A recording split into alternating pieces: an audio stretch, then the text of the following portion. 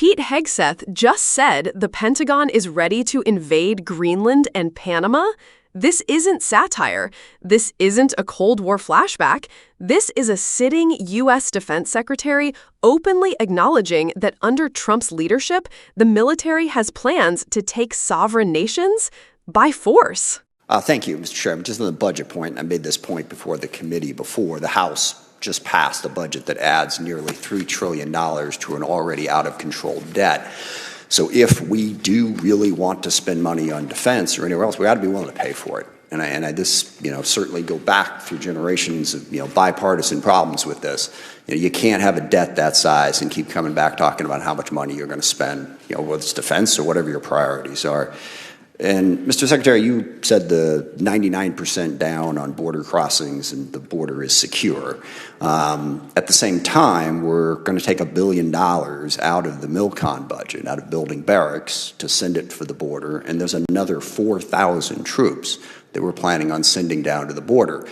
Given that the border is secure, might you rethink that spending? Well, sir, we are securing it. It is secure, but it's a manpower-intensive effort at the beginning. Two different words there. It's either secure or secure. And it sounded to me like you said it was secure. It is secure. Okay. What we're continuing to do is expand that and fortify it through infrastructure, which is a big part of the budget on the Department of Homeland Security side as well. So it's that $1 billion you're talking about was from the CR in FY25. We fully fund that back and more in FY26 with a recognition that we were dealing with the world as it existed when we came in. And the previous administration said they needed new legislation to secure the border. It turns out you just needed a new president. I would point out president that you with have the not Defense Department and submitted, DHS that was willing to go to the border and actually secure it, which is what we not submitted a budget yet. So whether or not you're putting that money back in remains to be seen. You have definitely taken it out.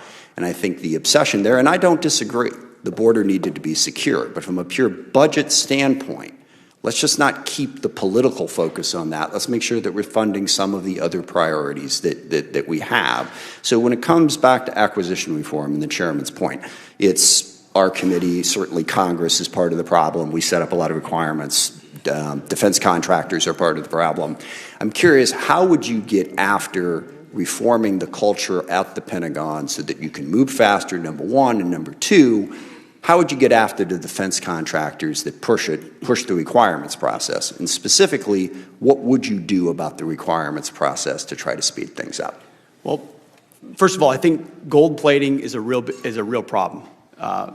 Sir, I mean, across the department. Interesting to use the word gold in this particular context, but yes, I agree with you, actually. We maybe could use a little bit more silver plating on occasion. A recognition that the 99% solution is oftentimes the enemy of the 85% solution that delivers 2 years sooner. And that's contractors and other companies wanting to do right, but trying to do too much and overpromise, and then they're under-delivering, and the warfighters... Not always wanting to do right. In some cases, just wanting to make money, but yes. The change is also in acquisitions about people.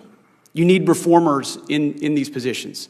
I'm here to be a disruptor of those processes. Our deputy secretary has extensive business experience. The types of people we're bringing in as undersecretaries have been disruptors and innovators in the private sector who recognize that bureaucracy can be dysfunctional and needs to be disrupted. So it's taking outside-the-box unique approaches. I mean, virtual design is a big example.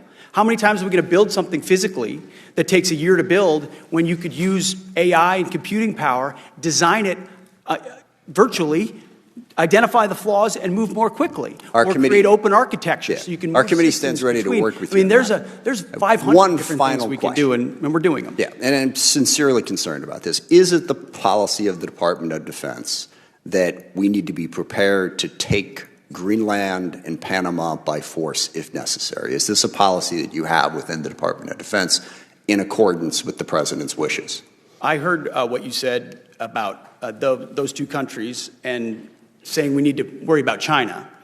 Well, we are worried about China. That wasn't my concern. China's malign influence in Panama. I was the concerned recognition with that if us China has saying control of that the using ports military or force malign to take influence another over the sovereign Panama, country's we territory. should pay attention to that. Right. So Panama is very key terrain that we've focused on and we've been willing to focus So we on, should as take it, is Greenland we should key take terrain. it by military force. They're important. I'm not going to argue with that. The Arctic is I'm incredibly arguing with important, the and using adversaries are our trying to military gain- to take it by force. Our job at the DOD is to have plans. And Do you have a plan for that? Our job at the Defense Department is to have plans for any particular contingency. Including the contingency of basically invading Any Denmark. contingency you need, we've got it. We've got a building full of planners, and we're prepared to give recommendations whenever needed. So just be clear, you have plans to take Panama and Greenland by force if necessary. I think the American people would want the Pentagon to have plans for any particular contingency. Not and for that. Thankfully, In we my are in opinion. the planning business. Speaking on behalf of the American people, I don't think the American people voted for President Trump because they were hoping we would invade Greenland. I'm going to go out on a limb on that one. I yield back. What you just heard wasn't satire. It wasn't an SNL sketch or some rogue general in a Tom Clancy novel. It was the actual Secretary of Defense sitting in front of Congress, openly entertaining the idea that the U.S. military should be prepared to take Panama and Greenland by force. And here's the chilling part. He didn't flinch. He didn't say, no, that's not our policy. He didn't say that would violate international law. He said, we have plans for everything. Think about that. In response to a congressman asking if the Pentagon is planning the military conquest of sovereign nations, Hegseth all but confirmed it. No outrage, no clarification, just a casual shrug of militaristic bravado. Let's step back and unpack what that really means. In a functioning democracy, war plans, especially ones involving countries like Greenland, which is part of the Kingdom of Denmark, a NATO ally, are not supposed to be joked about. They're not supposed to be drafted unless we're facing a real, immediate threat. And even then, those decisions go through Congress, through diplomacy, through the Constitution. But under Hegseth and this new Trump-aligned Pentagon, it's starting to sound like they're operating from a very different playbook, one where the military doesn't serve the country. It serves the ego of the commander-in-chief. Because make no mistake, this is the same Trump worldview that once floated the idea of buying Greenland. And now, it seems that if buying doesn't work, Plan B might be invasion. And while Hegseth dances around questions of military adventurism, let's not forget, this is the same secretary who still hasn't submitted a defense budget 4 months late, in violation of federal law. The same Pentagon that continues to fail every audit, year after year, while telling Congress, trust us with trillions. So here's the big takeaway. This administration is cutting funding for troop housing. It's bleeding out small defense contractors. It's bogged down in procurement dysfunction.